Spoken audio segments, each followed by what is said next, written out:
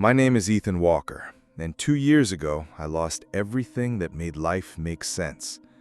It happened on a rainy morning in Seattle. I remember the sound of coffee bubbling, my wife's laughter echoing from the kitchen, and then silence.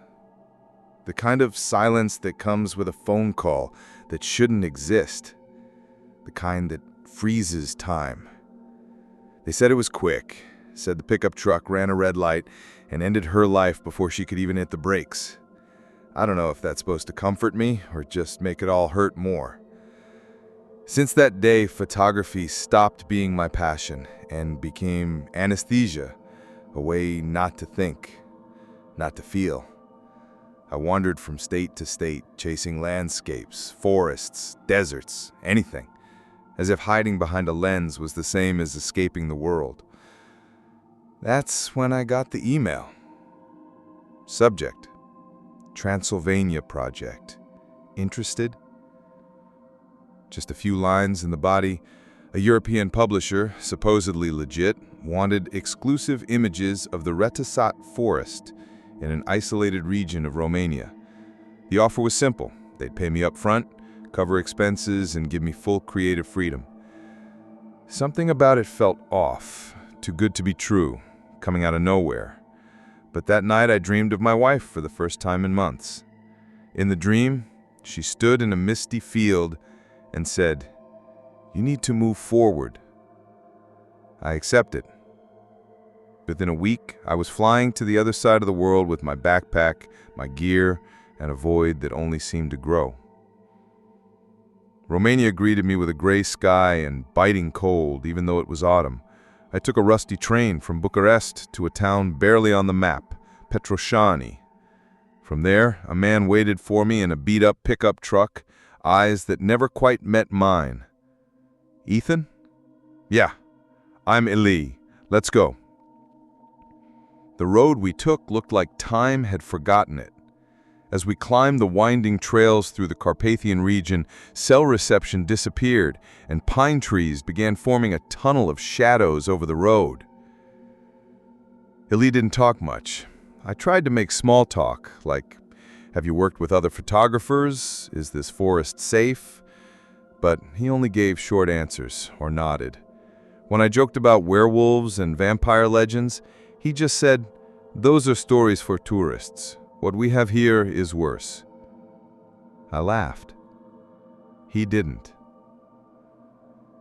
We arrived in a village of Lupeni just as the sun was setting.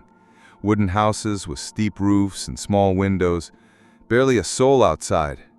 Some doors were marked with crooked cross-like symbols. Almost every window had candles burning, even while it was still light. The guest house I'd be staying in was run by a woman in her 30s named Anka.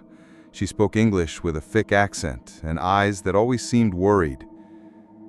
"You're here to photograph the forest?" she asked me, leading me to my room. "Yes, Retisat, a magazine project. It's best you finish quickly, before the full moon." "What do you mean?" "Strange things happened there during the month of thin veils." "Thin veils," I repeated, confused. She hesitated before answering. "They say that between October and November, the world of the dead and the world of the living touch." That night, while unpacking my bag, I heard low chanting from the street. I opened the window and saw 3 elderly women walking slowly, each holding a lit candle, black veils covering their faces. One of them looked directly at me. She didn't smile, just stared, until they turned the corner. That village, it felt like it was frozen in time and in fear. The next morning, Ili knocked on my door. We had a full day's hike ahead to reach the heart of the forest. I was eager to get out, breathe clean air, leave behind that suffocating atmosphere. I thought that maybe in the middle of the trees I'd finally feel something again. Maybe peace. But what I found was anything but. The trail stretched like a scar through the trees. The forest sound was wrong. No bird song. Not a single one. No squirrels darting, no buzzing insects. It was like the forest was holding its breath. We walked for hours until Illy suddenly stopped. No further than this. Why not? This is where the mist veil begins. What's in there? He hesitated for some seconds, then murmured, "The thing that follows you home." I laughed. He didn't. Alone, I continued. Illy handed me a small wooden cross and muttered something in Romanian. It sounded like a prayer. I didn't think much of it. Crossing the line of moss-covered stones on the ground, I felt the temperature drop. Literally. The air inside that part of the forest was different. The sunlight seemed dimmer, like it was filtered through a gray veil. Then I saw it for the first time. The stones. In the middle of a clearing, there was a circle of ancient rocks, covered in a dark kind of moss, not green. In the center, a natural pedestal with symbols I couldn't identify. They looked like claws or tentacles. I took photos. Felt a strange urge, a pull, like something inside me was being drawn to that place. The camera click was the only human sound in that clearing. I returned to the village before sunset. Illy was waiting for me, and when he saw me, he simply said, "You'll dream tonight. They always do after the first visit." I didn't sleep that night. Not really. I laid there, staring at the ceiling of the guest house room, listening to the faint creaks of wood, the groan of the wind against the glass, and something else, something that sounded almost like whispering, coming from beyond the window. At some point, I must have dozed off, because I jolted awake with my heart racing. My skin was clammy with sweat, and my chest ached like I had been holding my breath for hours. There was a taste of earth in my mouth, like I'd bitten into soil. And the dream, it was blurry. A forest that pulsed like it was alive, trees bending inward, my wife's voice calling me from somewhere deep within the mist. But when I followed it, the voice shifted, becoming lower, slower, like it was mocking her, like something was imitating her. I got out of bed and opened my laptop, needing something to ground myself. I looked through the photos I had taken earlier that day. Most were normal.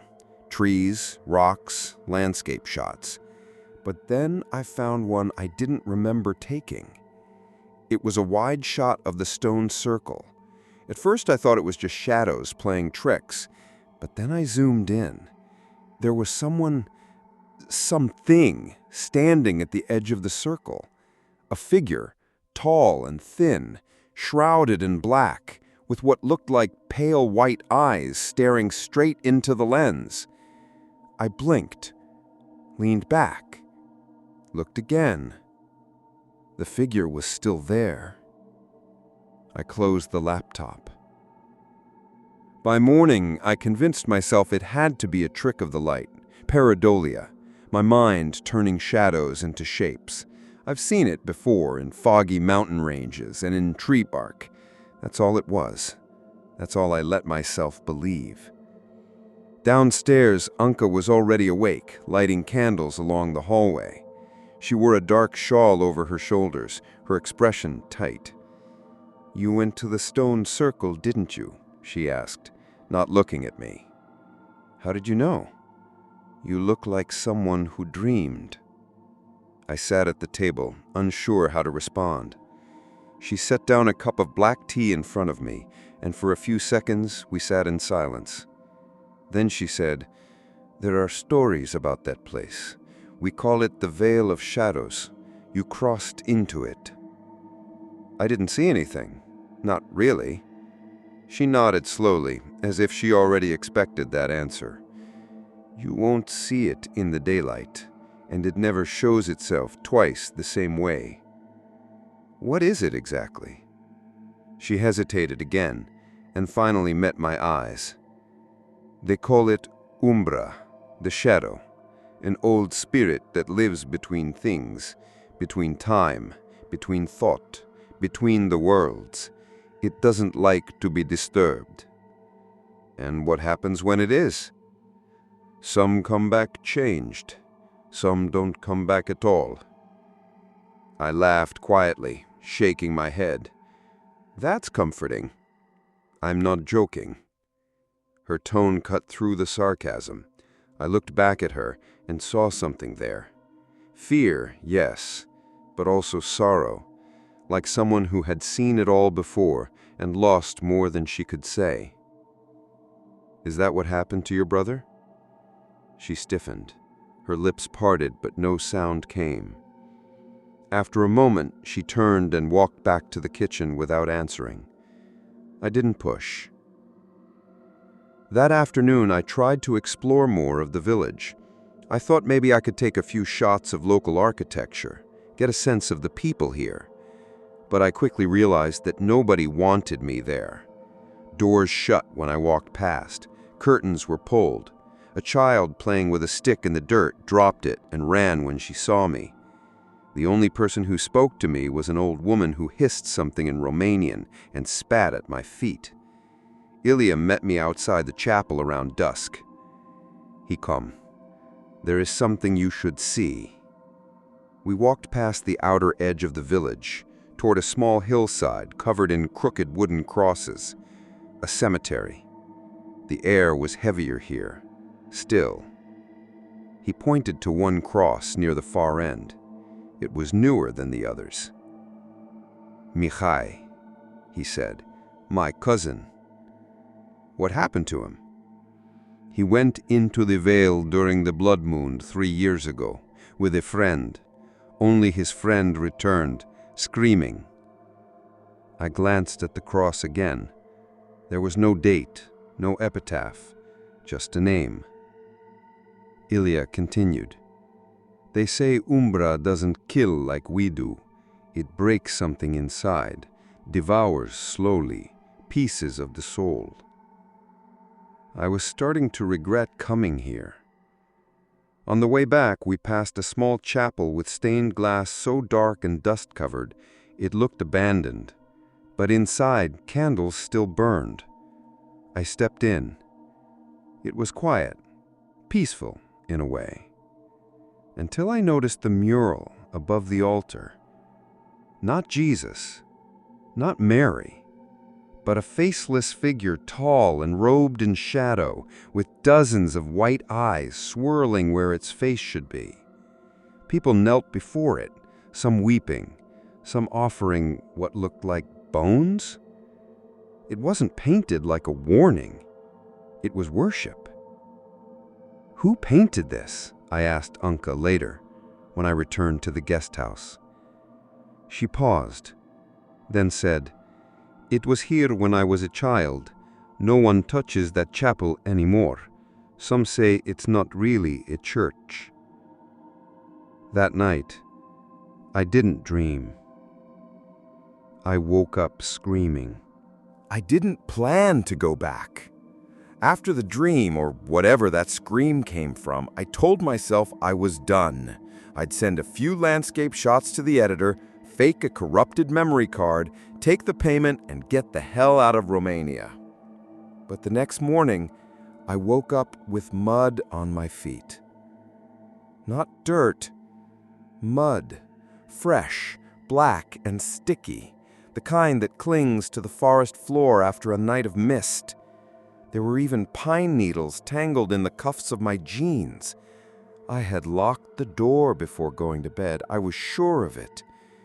And yet, I'd clearly been somewhere. I stared at my boots, heart pounding. This wasn't sleepwalking. I've never done that. This was something else. Something pulling me, leading me. By noon, I found myself back at the edge of the Vale. Ilya didn't follow this time. He didn't even speak, just watched me from the porch of the chapel as I crossed the bridge toward the tree line. He didn't wave, didn't nod, just stood there, arms crossed, like he was already mourning me. The forest felt different on the second visit. Colder. The mist was thicker, curling like smoke around the trunks of the trees. Light filtered through the canopy in narrow beams, dusty and gold, but somehow wrong, like light that had forgotten what it was. The deeper I walked, the quieter everything became. Not silent. No, there was a sound, a low hum. At first I thought it was the wind. Then I thought it was in my ears, like tinnitus. But then it shifted subtly, rhythmically, like breathing. I stopped, held my own breath. The sound continued. Something out there was breathing with me, or maybe around me. I pressed forward, following the trail of moss-covered stones until I reached the stone circle again. It hadn't changed, but somehow it looked older, weathered, as if it had been left out in the elements for centuries, overnight. I stepped inside the ring, my boots cracked against dried leaves that hadn't been there the day before. At the center, the pedestal still stood, but now it was wet. Something dark soaked the surface. I raised my camera slowly. Click. Another photo. Maybe I thought if I could capture it, frame it, it would become less real. But then I felt it. The presence. Not a sound, not a movement, a presence behind me. Heavy, tall, watching. Every hair on my body stood up. My breath caught. I turned slowly. Nothing. Just mist. But the light had changed. The beams had disappeared, like the sun had gone out. And now, the trees. They looked closer, as if the forest itself was leaning in. I began to walk, then faster. The trees creaked above me. I tripped over a root, got up, kept going. My heart was hammering. I didn't know why I was running. I hadn't seen anything. Nothing had touched me, but my body was screaming, "Get out! Now!" I burst through the edge of the veil like I had surfaced from underwater, gasping for air. The mist thinned, the light returned. The world felt normal again. Ilya was waiting at the road. He didn't say a word, just looked at me, nodded once, and turned back toward the village. Back at the guest house, Anka made me soup. I didn't ask for it, but she brought it anyway, hands shaking as she set it down. "You went back." I nodded. She sat across from me, staring into the steam. "There's something I didn't tell you," she whispered. "People think Umbra only lives in the forest, that it belongs to the Vale, but that's not true." I looked up at her. "It follows?" I asked. She didn't answer. Instead, she said, "After my brother disappeared, I used to hear knocking on the windows, always at 3:17 a.m. For months. My father boarded them up. It didn't matter. The knocking kept coming, until one night it stopped. And he was standing in the yard." "Your brother?" She shook her head. "Something wearing his skin." A cold shiver crawled down my spine. "What did you do?" I asked. She looked me dead in the eyes. "I never opened the door." That night, I backed up all the photos from the day onto 2 separate hard drives. I didn't even look at them. I didn't want to know what I'd captured. I just needed proof, something tangible, something I could show people if I ever made out of this place. I fell asleep with the cross Elia gave me in one hand, my camera in the other. No dreams. But just before dawn, I woke up with a sound. Click. The camera. It had taken a photo. I didn't press anything. My finger wasn't near the shutter. I looked at the preview screen. The photo was of me, asleep, from the foot of the bed. There's something deeply wrong about seeing yourself asleep. The image haunted me. My body, limp under the blanket, mouth slightly open, one arm draped off the edge of the mattress. But what unsettled me most wasn't just the angle of the photo, it was the feeling it gave me. I could tell, without knowing how, that it wasn't taken by a person. There was something off in the framing, like a creature mimicking how a human might hold a camera, like a curiosity trying to understand me. I deleted the picture, not because I was trying to convince myself it didn't happen, but because I felt that keeping it would give whatever took it some kind of foothold in my world. But it was already too late for that. That evening, I locked the door, bolted the windows, drew every curtain tight. I took Elia's wooden cross and laid it on my chest like a shield. I even put salt along the windowsills, a tip I'd read once in some obscure blog about warding off spirits. I didn't know if I believed in any of that. I just needed to feel like I had some control. The forest outside seemed to pulse under the moonlight. I could feel it, even from inside. Something ancient and alive. And hungry. Sometime after midnight, I began hearing sounds. Not footsteps, not knocking. Breathing. Just outside the door. Heavy. Wet. Like something that shouldn't have lungs was trying to remember how to use them. It came and went in waves. I sat frozen in bed, hand around the cross, pulse racing in my ears. At one point, I swear I heard my name. Ethan. Not loud, not whispered either. Like it was spoken through earth and bone. I didn't sleep. At dawn, the sound stopped. The light returned, and the illusion of safety crept back in. But when I checked the door, still bolted, I noticed something on the wooden floor just in front of it. A single pine needle.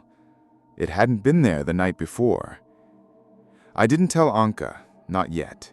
I needed to feel sane for just a little while longer. Instead, I told her I wanted to hike deeper into the forest, that I needed more shots, more coverage. She looked at me like I was slowly drowning and didn't know it yet. You should go home before it makes a nest in you. What does that mean? Umra doesn't kill with claws. It feeds on your attention. The more you look at it, the more it looks back. I forced a laugh, but inside I was cracking, because I knew she was right. Every night since entering the veil, I'd felt it inside me, like something crawling behind my ribs, a slow warmth that had nothing to do with fever, like I was being rewritten, line by line. Ilya met me again at the edge of the forest, but this time he held something wrapped in cloth. For you, a charm, made by the elders. I opened it. Inside was a twisted bundle of red thread, bones, and what looked like dried herbs woven into a human tooth. You expect me to carry this? He didn't smile. Yes. I tucked it into my jacket pocket. That day I went deeper than I ever had. I passed the stone circle, past the black creek where frogs never croaked, past a fallen tree covered in markings, scratches almost, symbols like something with claws had written in its own language. The forest thickened, time stretched, My watch stopped working. My compass spun. The path ahead turned to mush, dark soil, wet and cold. I moved slowly, boots sinking, breath fogging in the chilled air. Then I saw the cave. It was barely visible behind a curtain of moss, a gaping hole in the side of a crumbling rock face. No signs, no trail markers, just a mouth in the mountain. I felt drawn to it immediately. "A mistake!" my body screamed, but my feet moved anyway. Inside, the cave was narrower than I expected. I had to crouch, my breath echoing against the stone walls. Every surface was slick with moisture.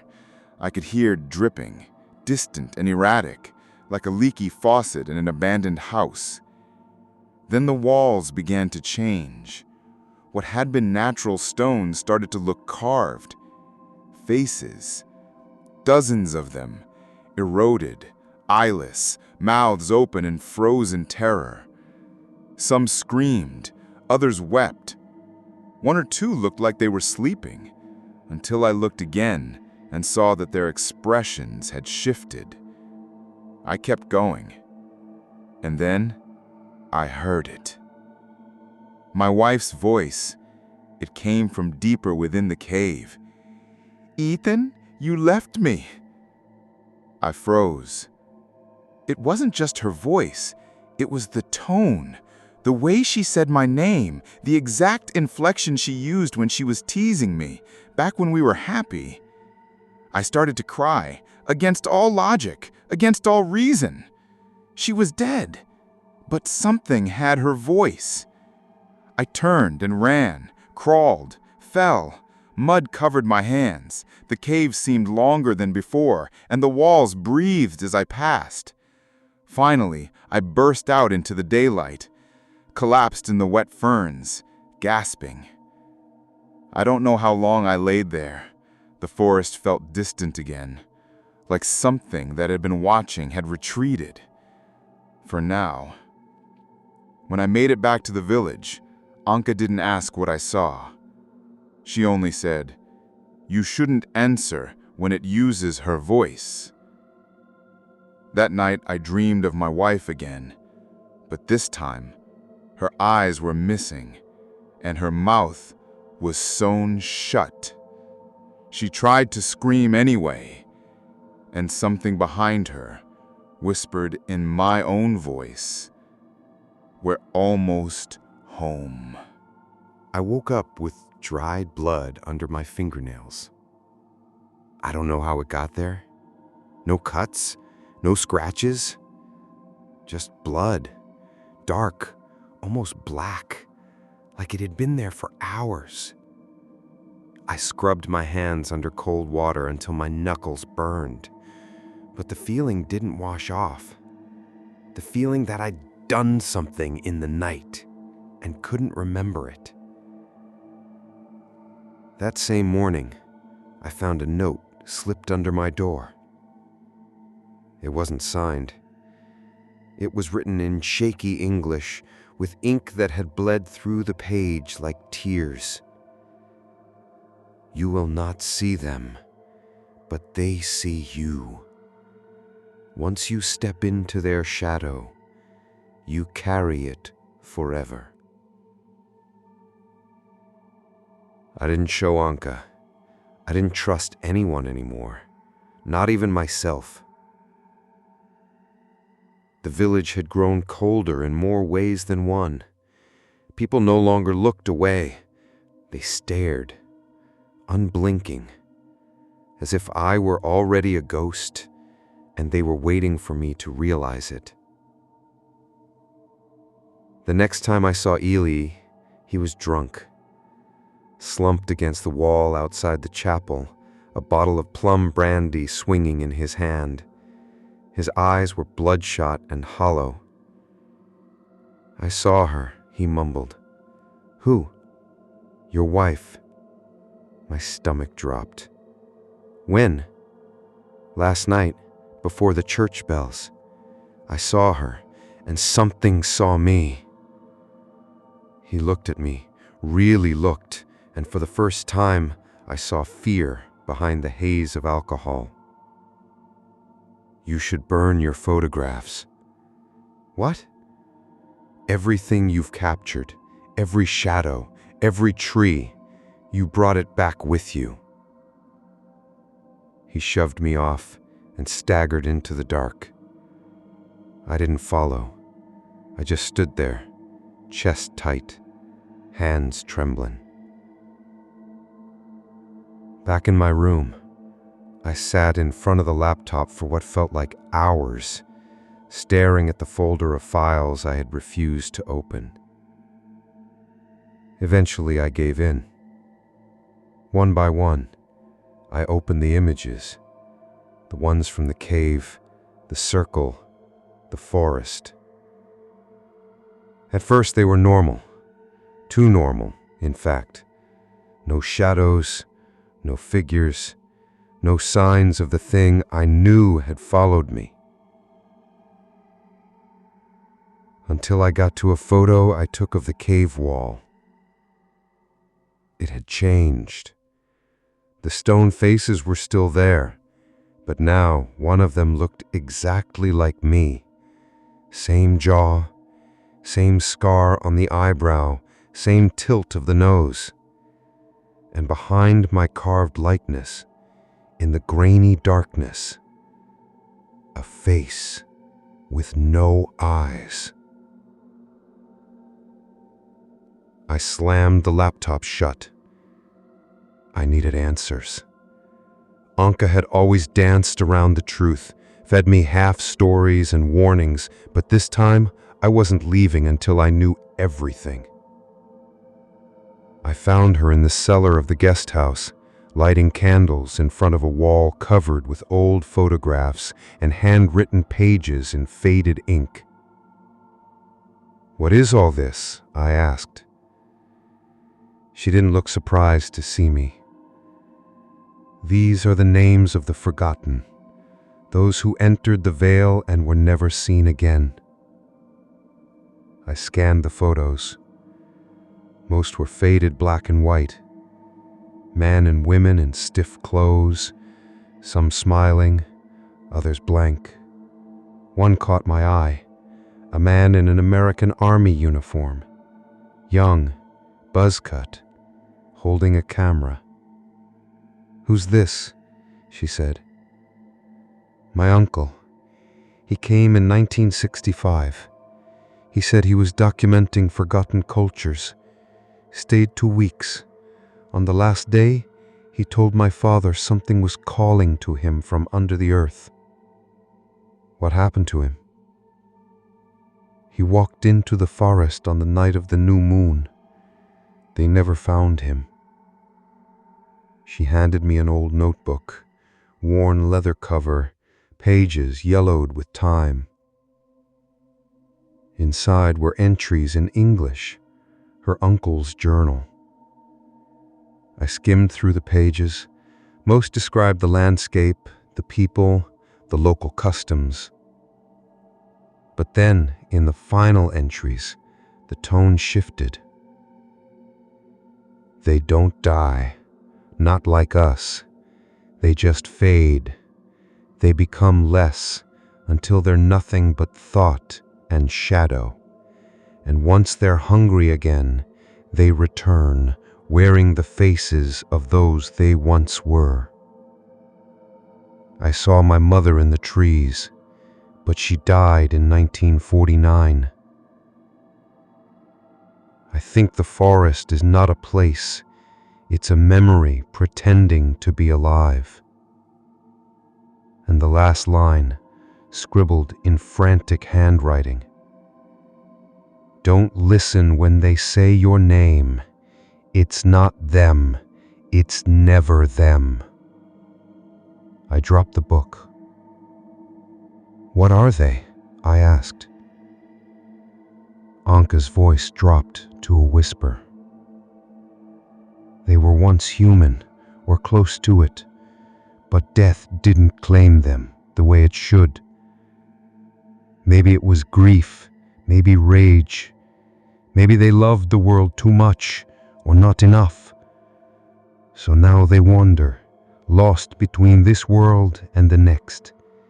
We call them the invisible dead. Umbra is their hunger given form. My breath caught. I saw her, my wife, in the cave. Anka nodded slowly. They'll wear her face, they'll speak with her voice, but it's only a skin they stretch. If you listen long enough, you'll hear the gaps, the places where the human ends and something else begins. That night I didn't try to sleep. I sat in the hallway, holding the charm Ely had given me, the notebook in my lap, listening for sounds outside the door. At 3:17 a.m., I heard knocking. 3 slow knocks. I froze. Then a voice. Her voice.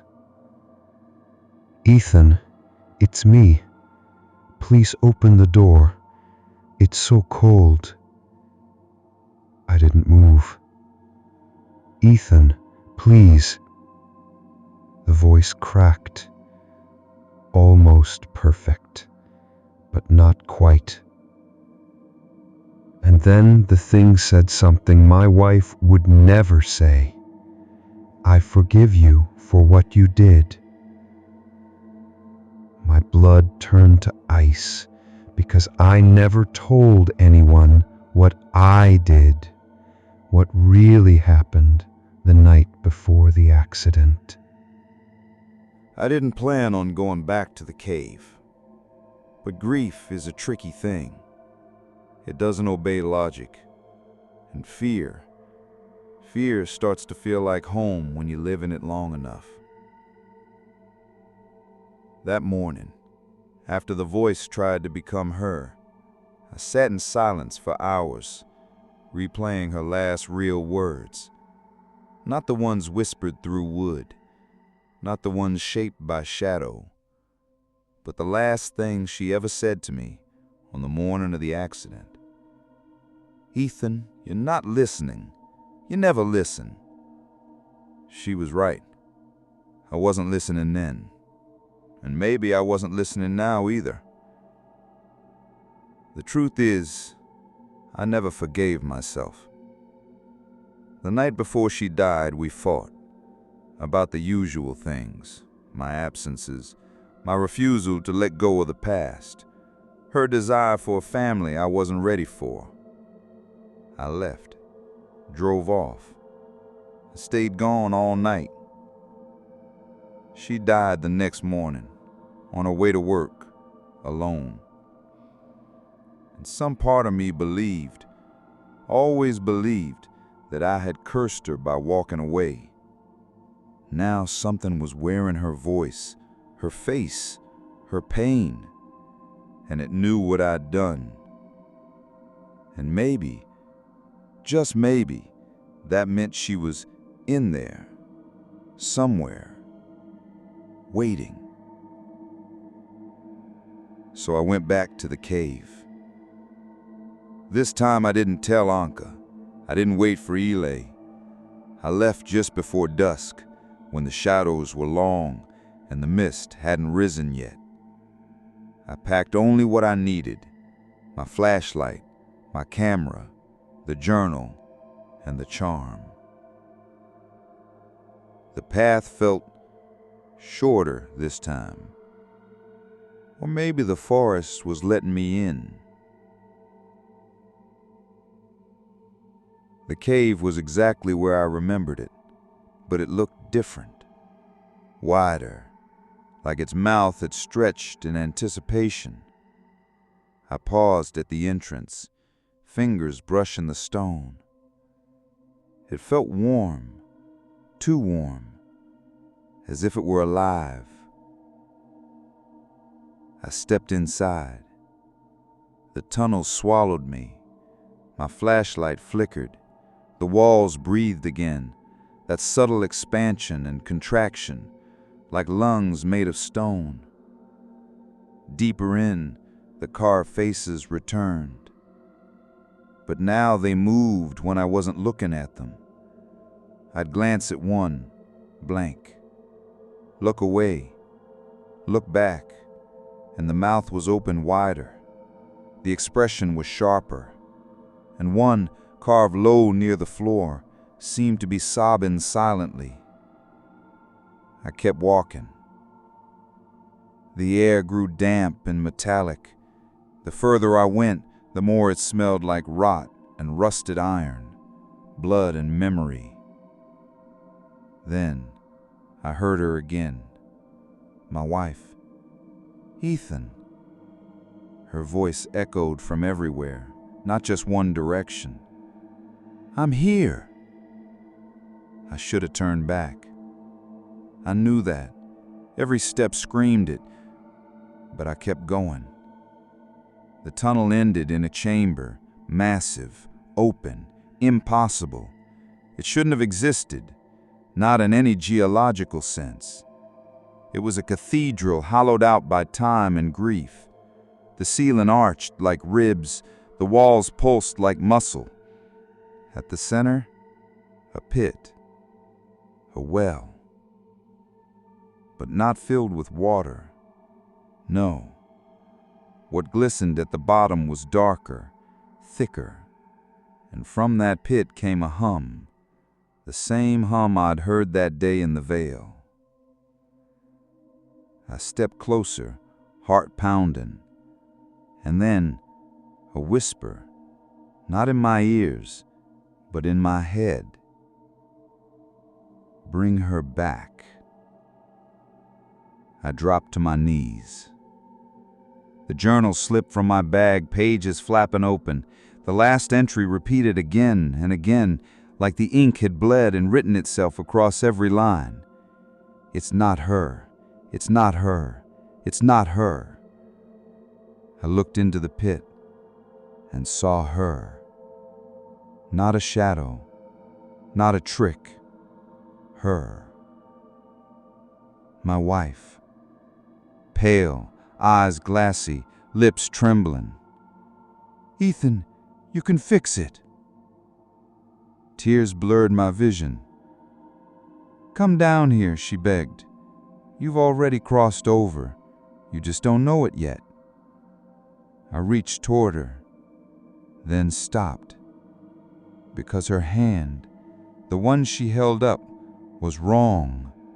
Too many knuckles, fingers that stretched like wax under heat, nails too long, too dark, and her smile, it split sideways into the cheeks. Not her. The voice changed, like a needle scratching off a vinyl record. The face twisted, the eyes melted, the mouth opened wider, too wide, until the entire figure fell apart into smoke and ash. And something rose from the pit. I can't describe it properly. Not because I don't remember, but because the human brain isn't supposed to hold this kind of shape. It was darkness that bent light. It had a form, but that form kept shifting, tall, then wide, then many-limbed, then none. It pulsed. It sang without sound. Dozens of eyes blinked open along its surface, but none were human.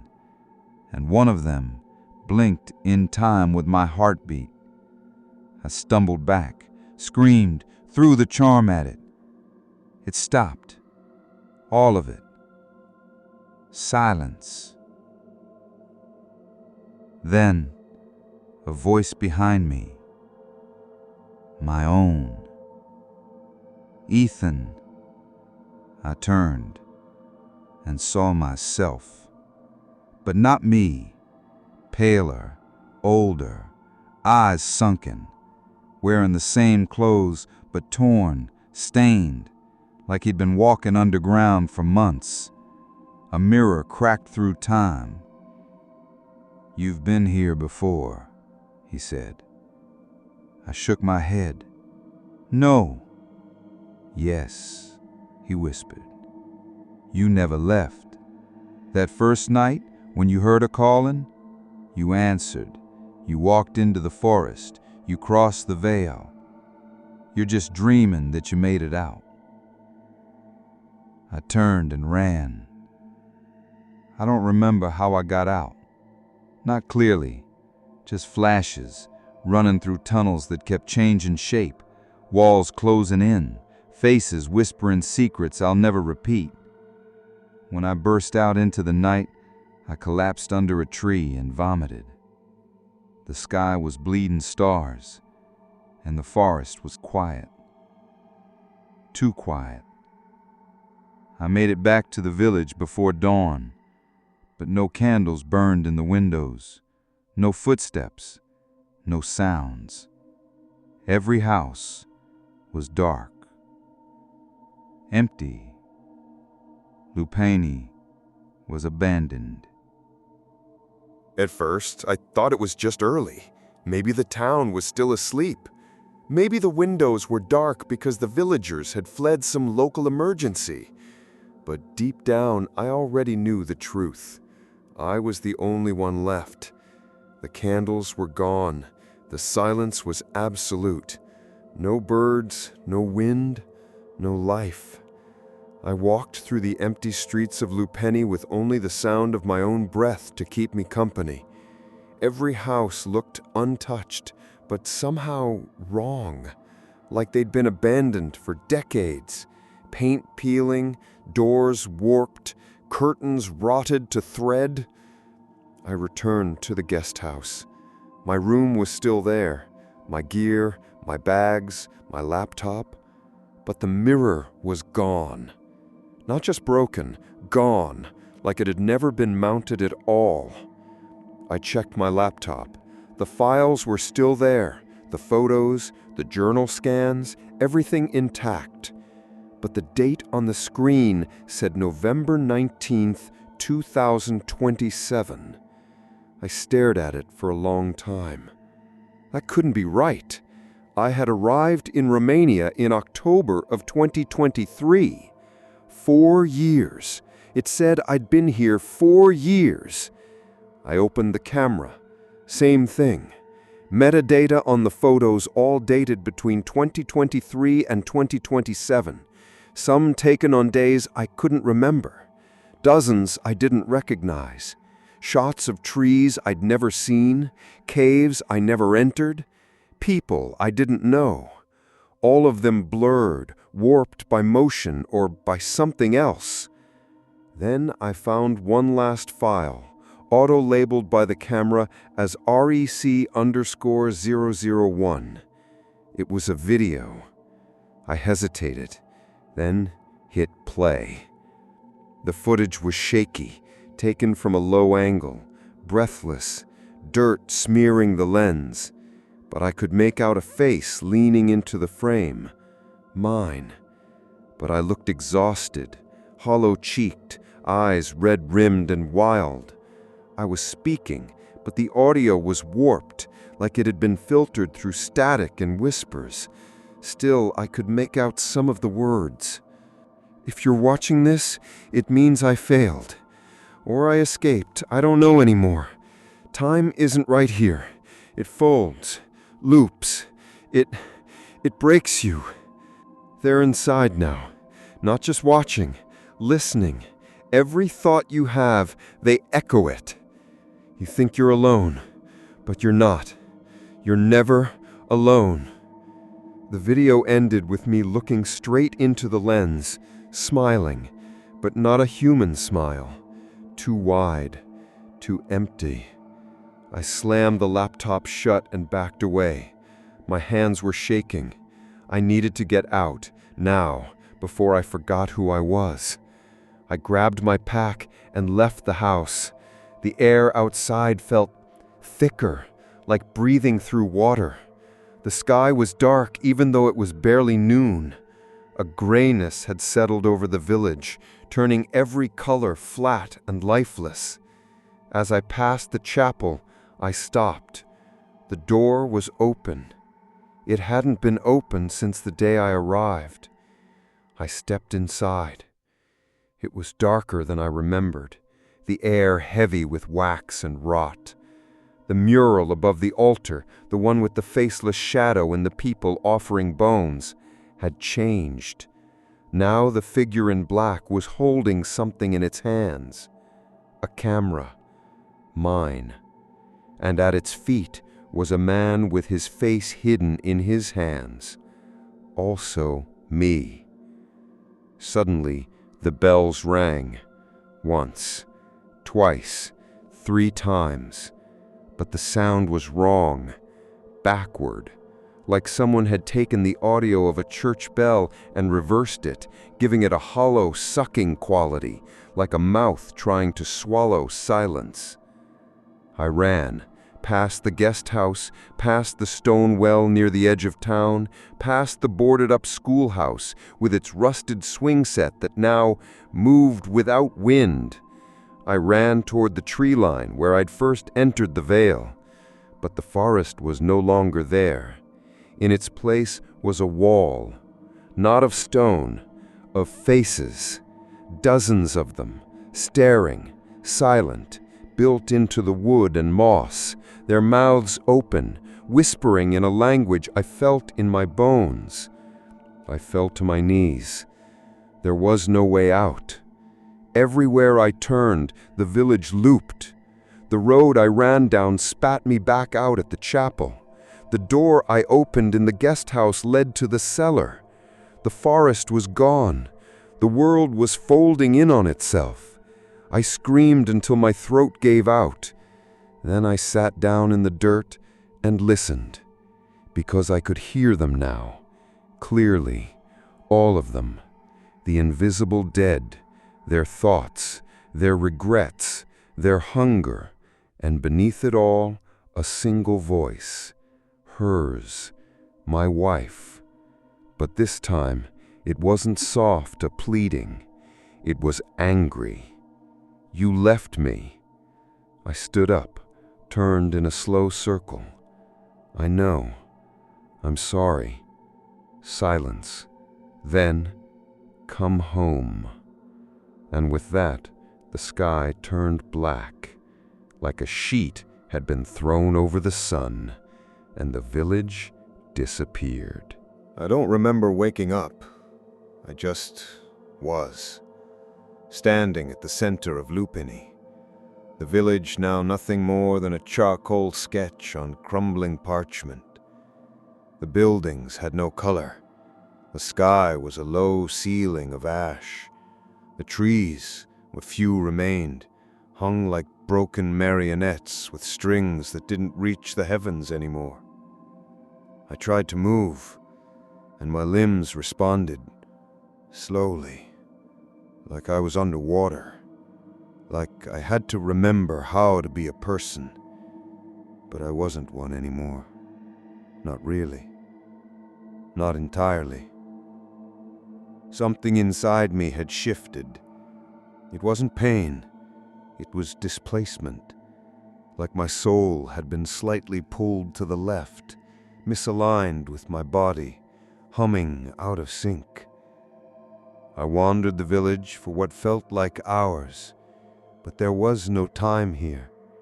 The sun no longer rose or set, just an eternal gray light, like the moment before a storm that never came.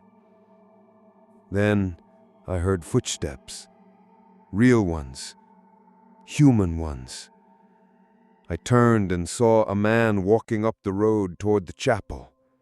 Backpack, boots, camera slung around his shoulder.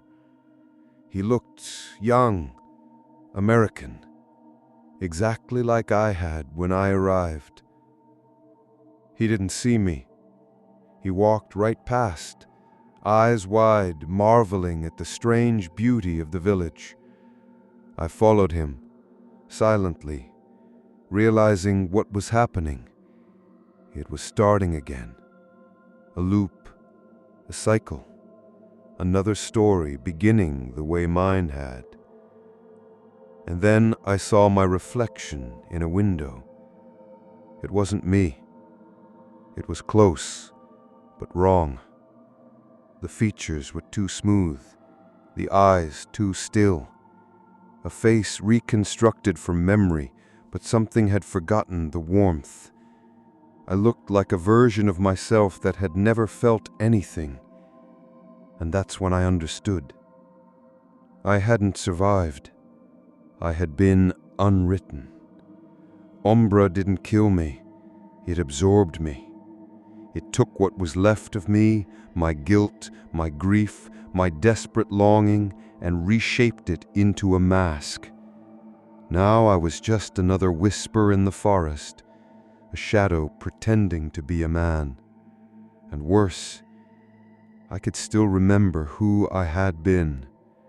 I could still feel Ethan underneath the thing I had become. That was the curse. Not death, not erasure, but to endure with memory, forever watching, never touching, never leaving. Later, I found myself near the edge of the forest, or what had once been the forest. Now it was just mist, rolling in from nowhere, shifting and splitting like it had a mind of its own. And through it, I saw her, my wife, not as a ghost, not as a trick, but as I remembered her.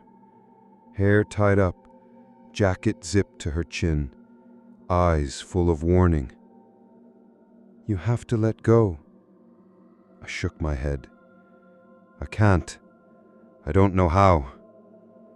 Yes, you do. You just don't want to. I stepped toward her. She didn't move. I miss you. She smiled, gently. That's not enough to bring me back. I thought if I stayed, if I found you. No, she interrupted. You stayed because you were running, and now you've stopped. This place only traps those who refuse to face themselves. But I did. Then why are you still here? The wind howled, the mist parted, and behind her, I saw it, Umbra. Not in its monstrous form, not anymore. Now it looked like me, whole, clean, smiling. It raised a hand in greeting, and I felt something inside me twitch in recognition, like looking at a version of myself that had never made any mistakes, a version that had let her go, gone home, healed. It can give you peace, it said. No, I said. Then give me your name, it whispered. And I understood. That was the final key. If I gave it my name, truly surrendered, then the last tether between who I was and what I had become would be severed. I'd vanish, and Umbra would wear my face for the next one, the next hiker, the next documentarian, the next grieving man trying to rewrite the past. So I didn't answer. I turned my back. I walked away. And for the first time since arriving, the mist parted. It didn't vanish, but it stepped aside. Let me pass. Not because I was free,